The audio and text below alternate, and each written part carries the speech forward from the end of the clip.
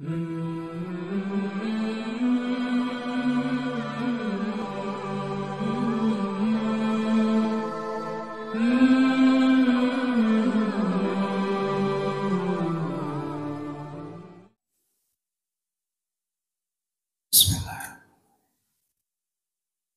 Assalamualaikum warahmatullahi wabarakatuh. Innal hamdalillah nahmaduhu wa nasta'inuhu wa nastaghfiruh wa na'udzu billahi min shururi anfusina wa min sayyiati a'malina. May yahdihillahu fala mudilla lahu wa may yudlil fala hadiya lahu. Asyhadu an la ilaha illallah wa asyhadu anna Muhammadan abduhu wa rasuluh. Allahumma shalli ala sayyidina Muhammadin wa ala alihi wa ashabihi ajma'in. Amma ba'd. Pertama dan terutama sekali, puji syukur kehadirat Allah Subhanahu wa taala, di mana pada kesempatan waktu yang sangat baik ini Allah memberikan kita nikmat iman, nikmat Islam, kesempatan, kesehatan, kelapangan, hingga kita dapat berkumpul di tempat yang sangat mulia ini.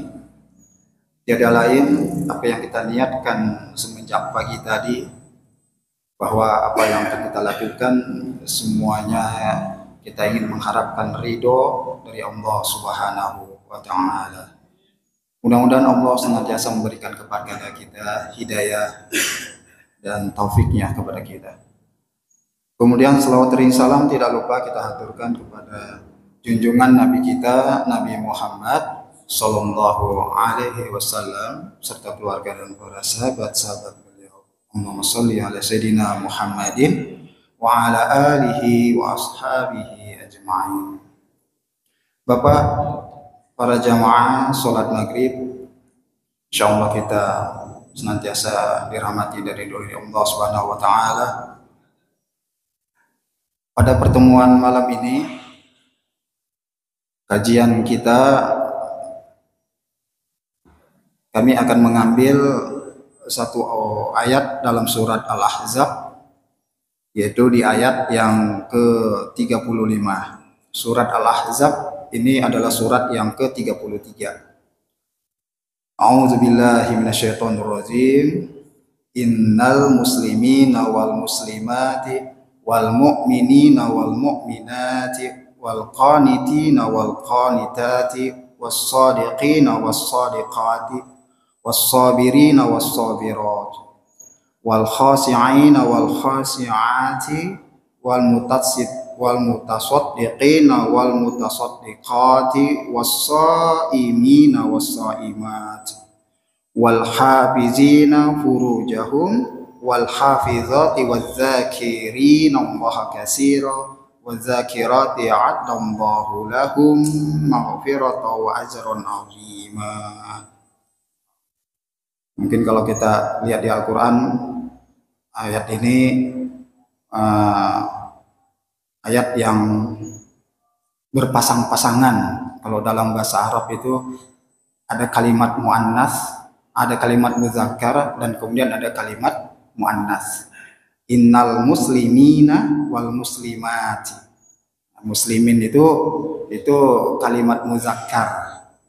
Dia mewakili laki-laki. Wal muslimati muannas. Kalau dalam tata bahasa Arab itu dia mewakili kalimat dari perempuan. Nah, maka di ayat ini innal muslimina wal muslimati wal mu'minina wal mu'minat, sesungguhnya laki-laki dan perempuan yang muslim. Kemudian laki-laki dan perempuan yang mukmin, wal mu'minati wal mu'minat, wal qanitati wal qanitina wal qanitati was shadiqina was shadiqati was sabirina was sabirat. Laki-laki dan perempuan yang tetap dalam ketaatannya, qanitin. Kemudian laki-laki dan perempuan yang benar, wassadiqin. Kemudian laki-laki dan perempuan yang sabar, wassabirin. Wal khasi'ina wal khasi'ati wal mutasaddiqina wal mutasaddiqati wassabirina wassabiri wassaimina wassaimati wal hafizina furujahum wal hafizati wazakirina Allah katsira wazakirati a'adallahu lahum maghfiratan wa ajran 'azima. Kemudian laki-laki dan perempuan yang khusyuk, laki-laki dan perempuan yang bersedekah, laki-laki dan perempuan yang berpuasa, laki-laki dan perempuan yang memelihara kehormatannya, laki-laki dan perempuan yang banyak menyebut nama Allah. Allah telah menyediakan untuk mereka ampunan dan pahala yang besar. Di dalam surat Al-Ahzab ayat 35 ini, itu asbab turun ayatnya ini itu ada dua macam. Yang pertama, sebab turunnya itu dikarenakan ibtidai, yaitu dia tanpa sebab. Kemudian yang kedua yaitu sababi, yaitu dikarenakan ada sebabnya. Nah, kita lihat yang ada sebabnya ini, sababinya ini. Dimana di dalam asbab nuzulnya ini disebutkan ayat ini turun dikarenakan seorang istri Nabi, di mana istri Nabi ini adalah istri Nabi yang terakhir yang dinikahi oleh Nabi, yaitu Ummu Salamah radhiyallahu an. Beliau adalah janda dari sahabat Nabi yang bernama Abu Salamah. Ummu Salamah ini lebih terkenal sebenarnya namanya itu Hindun. Jadi kalau dalam sejarah Islam tuh kita sering mendengar nama tuh Hindun, ya ini Ummu Salamah. Hindun itu anak dari Abu Umayyah. Abu Umayyah yang mana dalam sejarah Islam itu disebut bahwa ini salah seorang yang paling benci kepada Rasulullah, yang sering menggagalkan dakwah Nabi di kota Mekah. Nah, ini Ummu Salamah ini nama lengkapnya adalah Hindun binti Abu Umayyah. Nah, dalam perang perang Badar ya, di mana paman Nabi yang syahid pada perang itu, dia ingin membalaskan dendam terhadap keluarganya yang meninggal dalam perang dalam perang Uhud. Nah, dia ingin membalas kekalahannya pada perang Badar, di mana saudara-saudaranya banyak terbunuh. Itu paman Nabi itu sampai dibelah dadanya, gitu kan? Nah, inilah dia, Ummu Salamah. Nah, Ummu Salamah di dalam asbab surat Al-Ahzab ayat 35 ini, beliau berkata kepada Rasulullah sambil bertanya. Nah, aku bertanya kepada Rasulullah, ya Rasulullah, wahai Rasulullah, mengapa kami kaum perempuan ini tidak disebut di dalam Al-Quran seperti kaum laki-laki? Nah, itu pertanyaan Ummu Salamah kepada Rasulullah. Kenapa kami yang perempuan ini di dalam Al-Quran itu tidak disebut? Selalu yang disebut di dalam Al-Quran itu adalah laki-laki dalam Al-Quran. Nah, lalu kemudian Ummu Salamah mengatakan di dalam asbab riwayat ini, tiba-tiba aku mendengar, yang aku dengar itu adalah khutbah Rasulullah di atas mimbar. Nah, waktu itu Rasulullah mengatakan, wahai manusia, sesungguhnya laki-laki dan perempuan yang muslim, laki-laki dan perempuan yang mukmin, laki-laki dan perempuan yang tetap dalam ketaatannya, sampai seterusnya itu dalam surat Al-Ahzab ayat 35. Nah, itulah yang aku dengar. Aku pada waktu itu sedang menyisir rambutku, kemudian aku mendekati pintu, lalu aku menjadikan pendengaranku di sisi pelepah kurma, dan lalu aku mendengar firman Allah yang dibacakan oleh Rasulullah, yaitu dalam surat Al-Ahzab ayat 35. Jadi pertanyaan Ummu Salamah kepada Rasulullah, karena dia bertanya, ya Rasulullah, kenapa di dalam Al-Quran itu selalu yang disebut itu adalah laki-laki? Kenapa kami yang perempuan ini tidak ada disebut di dalam Al-Quran? Nah, turunlah surat Al-Ahzab ayat 35 ini. Di sini disebutkanlah berpasang-pasangan tuh kan, laki dan perempuan yang muslim, muslimina wal muslimat, mukminina wal mukminat, mukmin laki-laki, mukminat itu yang beriman perempuan, wal qanitina wal qanitat itu laki-laki yang taat kepada Allah dan laki-laki yang taat kepada perempuan yang taat kepada Allah. Nah, ini kalimat ini kan dalam bahasa Arab tuh kalau yang belajar terjemahan tuh udah paham nih. Ini kalimat muzakkar dan muannas, laki-laki dan perempuan. Nah, ini di dalam Al-Qur'an kan ada beberapa ayat itu yang menyebutkan seperti ini, berpasangan dia, kalimat muzakkar, kalimat muannas. Nah, salah satunya itu dalam surat Al-Ahzab ayat 35. Nah, tafsir ayat ini maknanya secara umum ini menunjukkan bahwa ibadah itu wajib untuk pria dan wanita. Nah, ibadah itu wajib untuk laki-laki dan perempuan. Walaupun di dalam ayat itu tidak disebutkan perempuannya. Lalu kemudian ini yang disebut dalilnya itu adalah merupakan dalil yang sifatnya umum. Jadi kalau sudah disebut Islam, nah itu di dalamnya itu laki-laki dan perempuan. Jadi umum dia. Lalu kemudian dan makna ayatnya ini menyebutkan mudah-mudahan semua yang disebutkan di dalam surat Al-Ahzab ayat 35 ini ada pada diri kita. Karena ternyata di ujung ayat ini itu Allah mengatakan a'addallahu lahum maghfiratan wa ajran 'azima. Itu Allah telah menyediakan untuk mereka ampunan. Yang dimaksud Allah menyediakan untuk mereka ampunan itu adalah surganya Allah. Nah, kemudian pahala yang besar wa ajran 'azima. Kemudian siapa-siapakah mereka ini? Maka disebutkanlah di dalam surat Al-Ahzab ayat 35 ini bahwa kalau yang disebutkan di dalam Al-Quran ini, dalam ayat 35 surat Al-Ahzab ini ada pada diri kita, berarti kita ini termasuk orang yang meraih kebahagiaan dunia maupun di akhirat. Itu tafsirnya. Nah, yang pertama, wal muslimina wal muslimat. Muslimina wal muslimat itu adalah orang-orang Islam, laki-laki dan perempuan.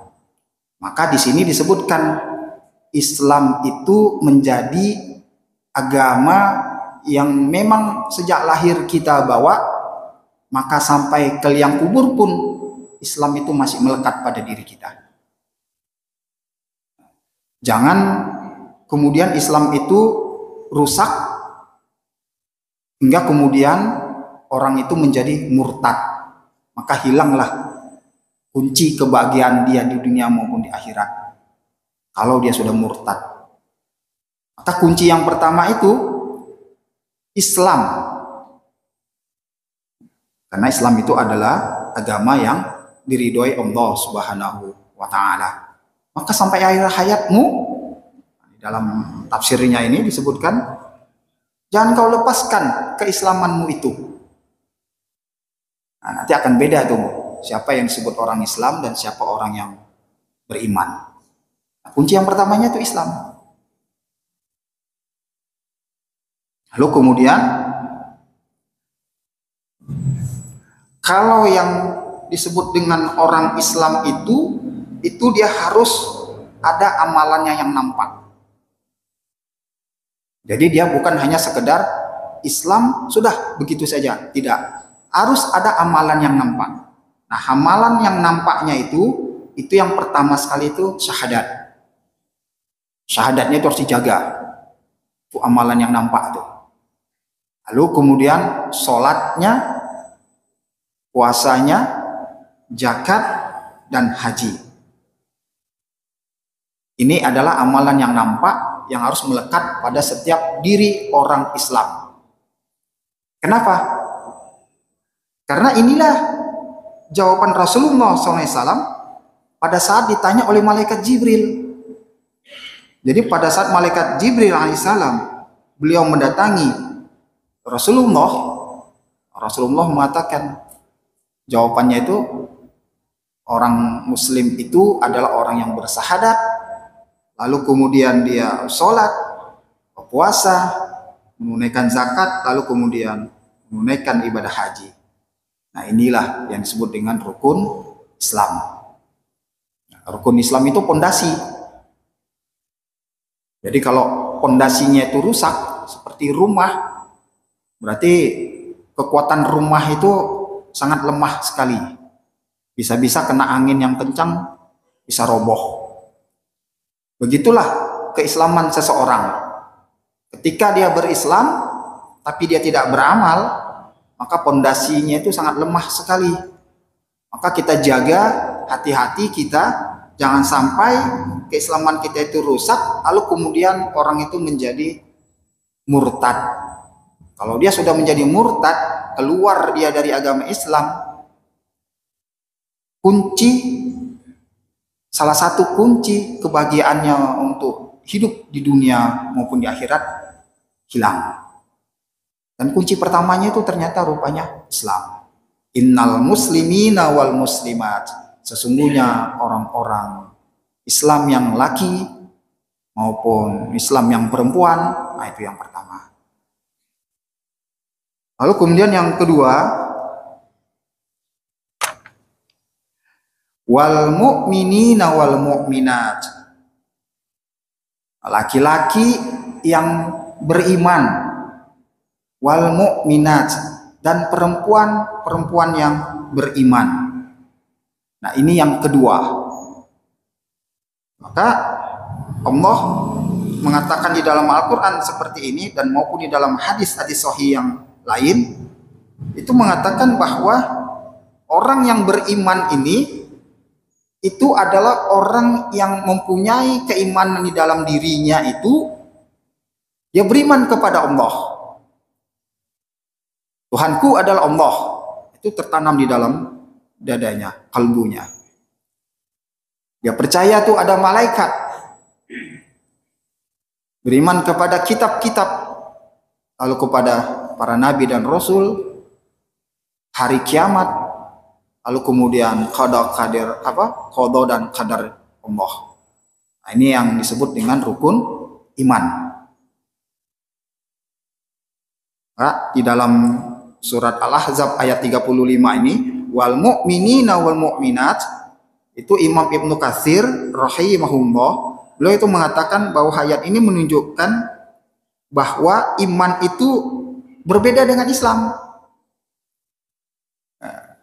Jadi ada orang yang beriman dan ada orang yang Islam. Islam itu bisa jadi orang itu tidak beramal.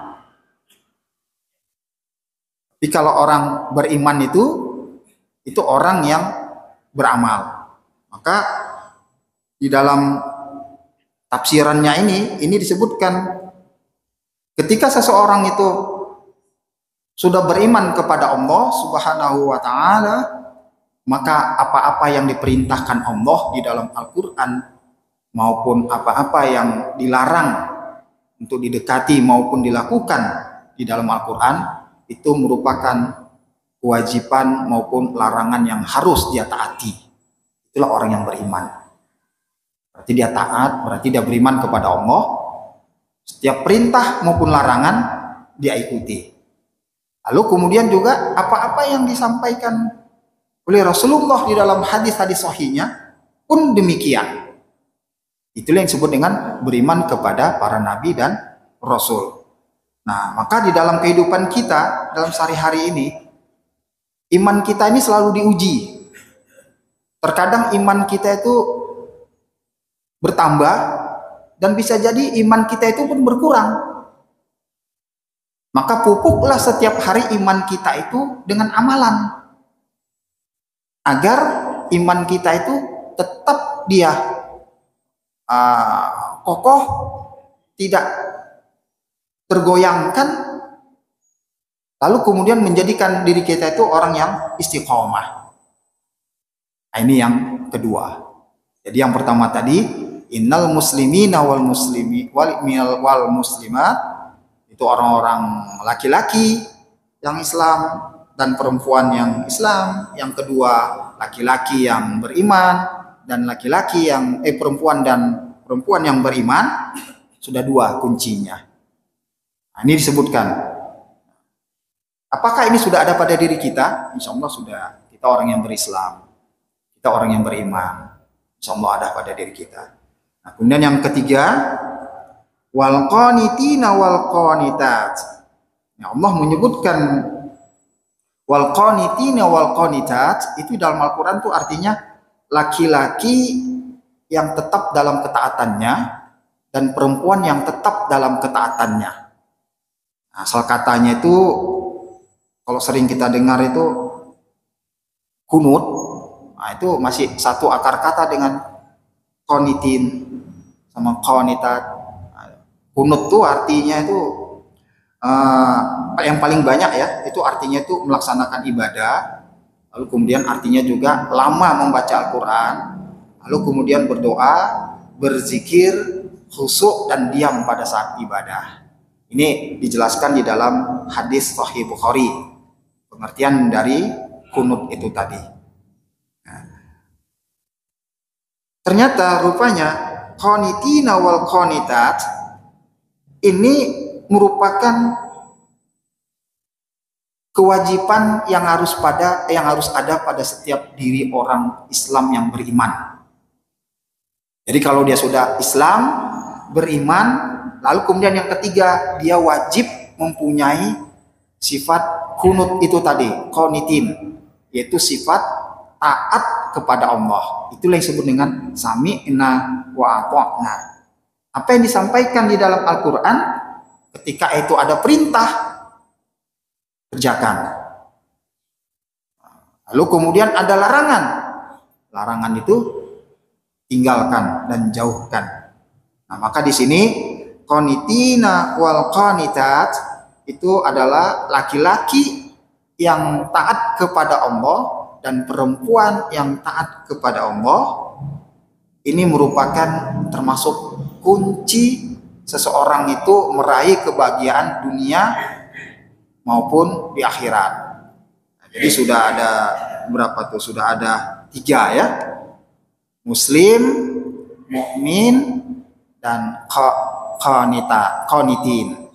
Itu orang-orang yang taat kepada Allah. Muslim, beriman, lalu kemudian mentaati apa-apa yang diperintahkan Allah.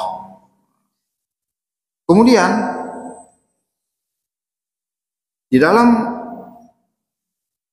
surat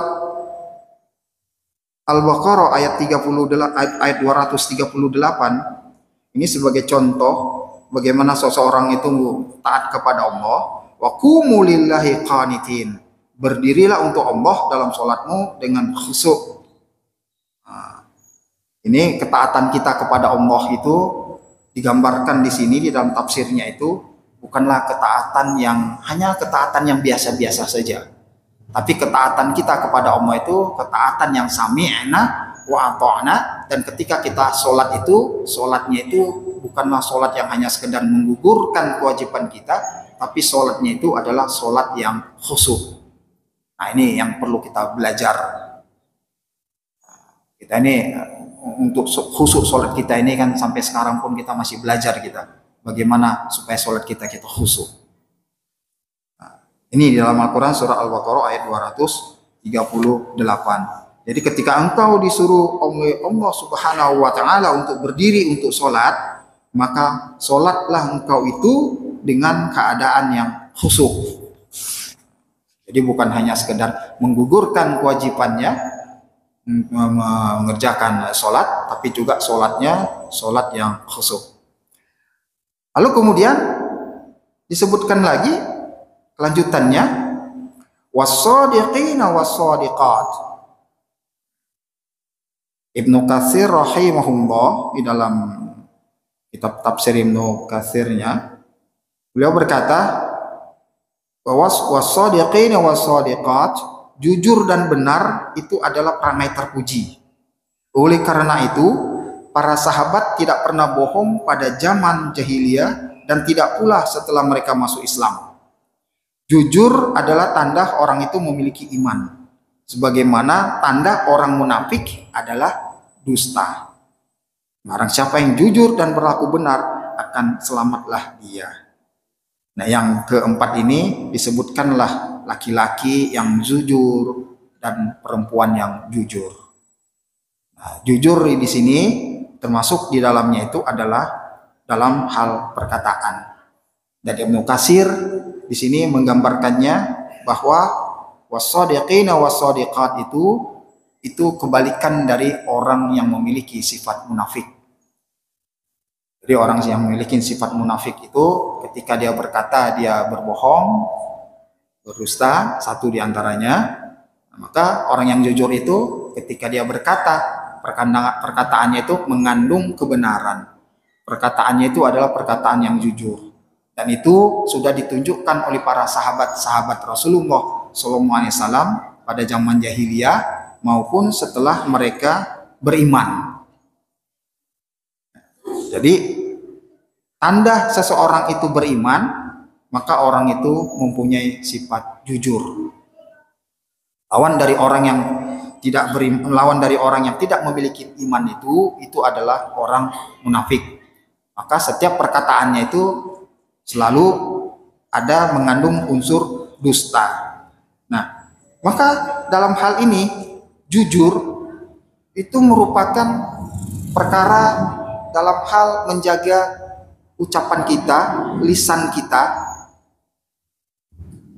di mana jangan sampai kita itu membohongi orang, atau jangan sampai juga perkataan kita itu mengandung kedustaan.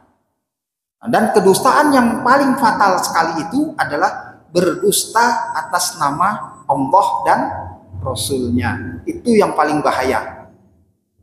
Ketika seseorang itu menyandarkan ucapannya itu, kalau dalam ilmu hadis itu kan itu disebut dengan hadis maudhu, hadis palsu. Dia mengatakan ini hadis Nabi. Dia mengatakan ini sumbernya dari Nabi. Ternyata setelah diteliti sanadnya, siapa-siapa yang meriwayatkan hadis ini itu tidak sampai kepada Nabi. Dan ternyata mereka yang meriwayatkan ini juga adalah orang-orang yang dalam kehidupan sehari-harinya cacat di dalam ibadahnya, kadang suka berbohong. Nah, itu semua kan masuk tuh dalam kategori hadis-hadis yang lemah maupun hadis yang maudhu. Nah, maka ketika seseorang itu menyandarkan ucapannya itu bahwa ucapannya itu bersumber dari Rasulullah SAW dan ternyata itu tidak. Nah, itu yang disebut dengan hadis maudhu itu tadi. Nah, ini orang ini berbohong dengan menyandarkan kepada Rasulullah SAW. Ini yang sangat fatal, berbahaya sekali dalam kehidupan kita. Nah, jadi dia berbohong atas nama Rasulullah. Jadi dia berdusta. Seakan-akan apa yang dia katakan itu benar, bahwa ini adalah bersumber dari Rasulullah, padahal tidak. Itu hadis maudhu.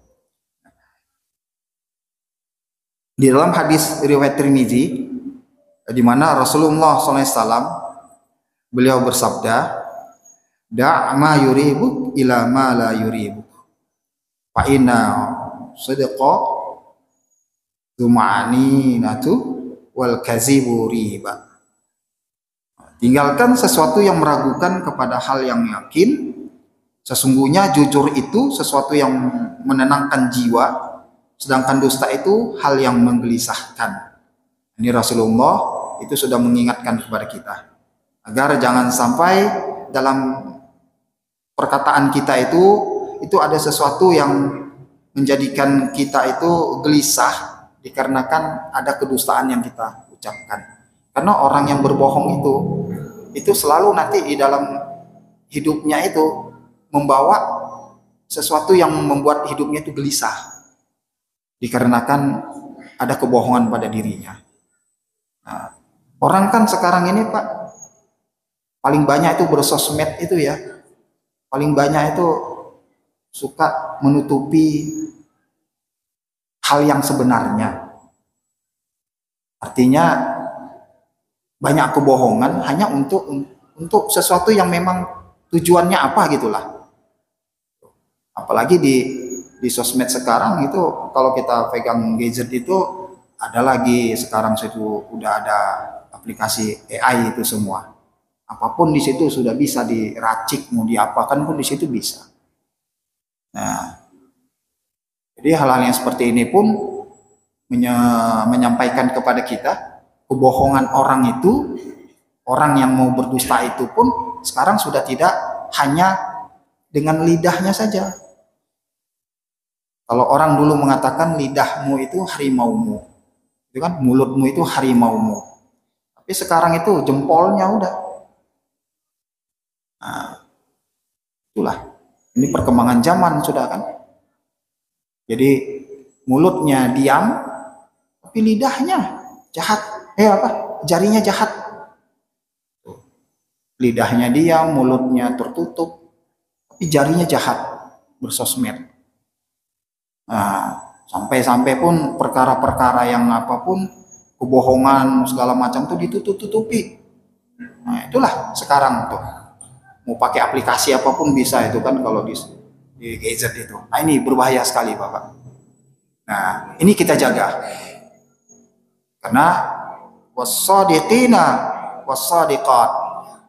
Laki-laki yang jujur dan perempuan yang jujur itu termasuk salah satu kunci di mana mereka-mereka ini meraih kebahagiaan dunia dan akhirat. Nanti endingnya itu adalah surga.